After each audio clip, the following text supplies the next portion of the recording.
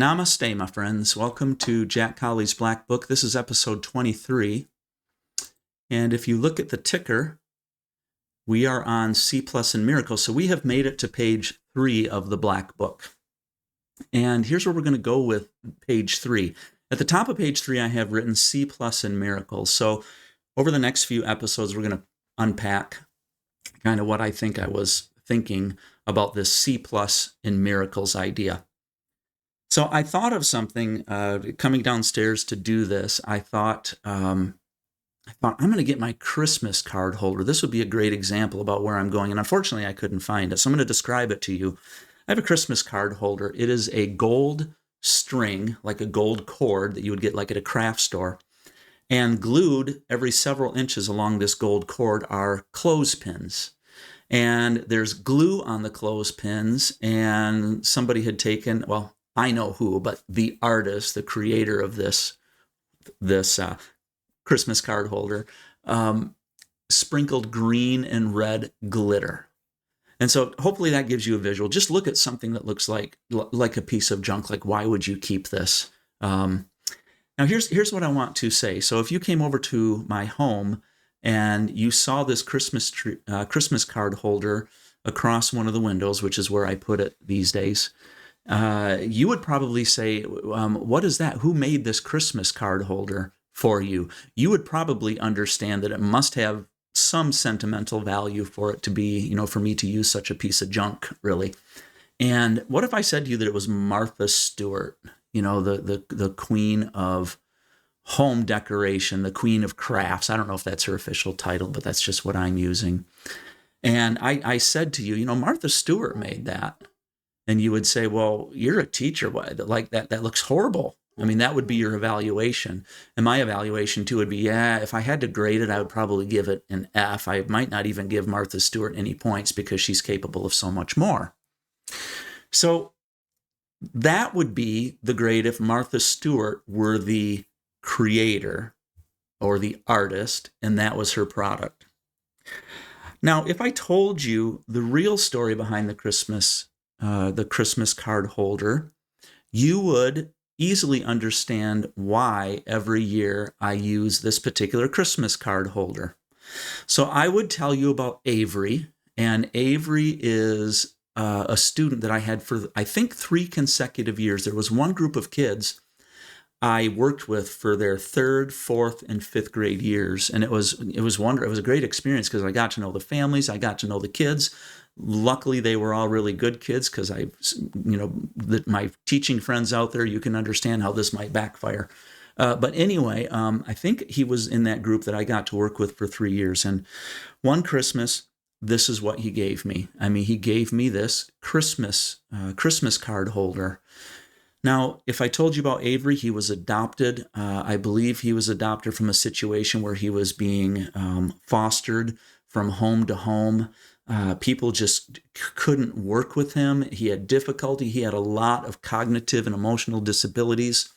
And he finally found this family that I had the pleasure of working with in the town where I taught. And they raised him, and the emotional, some of the emotional difficulties never went away. Certainly the cognitive difficulties never went away. But here's what I can tell you. This kid, Avery, was one of those kids where even though you were concerned because he wasn't, he didn't have the capabilities to finish high school, he was going to probably have to do work in a group home. But he had this ability to just light up a room with his smile, with his attitude. My students absolutely loved him. He always played with somebody at recess. He just had this, this contagious attitude about him. Like you couldn't help but be in his presence and just automatically feel happier. Now, if I tell people that, and they look at this Christmas card holder with the paste just smeared and dried and the green and red glitter and the gold cord that's frayed at the end, you would realize that this Christmas card holder had an immense, deep beauty to me because of the Creator. So this is kind of where I'm going at with miracles. Now, I want to talk about the first miracle of Jesus, which is feeding the 5,000. And most people have heard this. You know, Jesus is working with 5,000. In fact, I think I have an art here. So here's the miracle of the 5,000.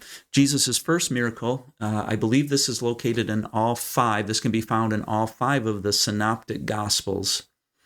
And let's just say that I'm Jesus's teacher. So I know what Jesus's capabilities are, particularly if we believe that Jesus was God incarnate. So we know what Jesus's capabilities are. And let's say I just say to Jesus, I say, you know, Jesus, that was fairly impressive. I mean, you fed 5,000 people. You took some loaves and fishes from the little boy next to you. You fed 5,000 people, and that's not too bad. But I'm just going to give you a C plus because I really want you to do better on your next miracle. So, and here's how I'm going to justify that. I'm going to say, Jesus, you were surrounded by 60,000 people, and you fed 5,000 of them. Well, that's 8.3%, if I did the math correctly.